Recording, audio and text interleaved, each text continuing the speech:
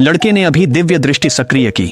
अगले ही पल 1000 सालों से सो रही ड्रैगन की मूर्ति अचानक जाग गई और मानव रूप में बदल गई। लेकिन लड़के ने देखा कि ड्रैगन की आंखें नहीं हैं, तो उसने अपनी आंखों में 2 लोहे की गोलियां डाल दी।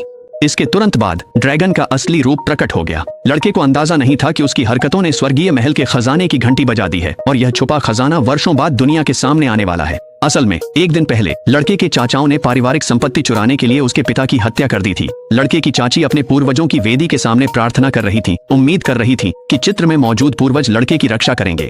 अचानक पूर्वज की तस्वीर से सुनहरी रोशनी निकलने लगी जो लड़के के शरीर में समा गई और उसकी सारी चोटें ठीक हो गईं। लेकिन ड्रैगन की हलचल ने जल्दी ही बड़ी भीड़ इकट्ठा कर दी। कुलपति ने तुरंत घोषणा की कि वे खजाना खोज प्रतियोगिता आयोजित करेंगे। जो भी सबसे कीमती वस्तु ढूंढेगा उसे अगला कुलपति घोषित किया जाएगा। लड़के की बहन ने एक मटका चुना, लड़के के भाई ने एक दीपक चुना। चीजें चुनने का समय लगभग खत्म हो गया था और लड़के की चाची को बची हुई चीजों में से कुछ नहीं मिल रही थी। तभी लड़के ने अपनी चाची से कहा कि वह उस पेंटिंग को चुन ले जिसे कोई कीमती नहीं समझ रहा था। चाची ने पेंटिंग चुन ली। कुलपति ने पूछा, उन्होंने खजाना चुना, लड़के के दादा तय करेंगे कीमत। लड़की की बहन ने अपने मटके में पानी डाला और उसके अंदर रखे फूलों से तुरंत ही एक अद्भुत खुशबू आने लगी जिससे चारों ओर तितलियां मंडराने लगीं।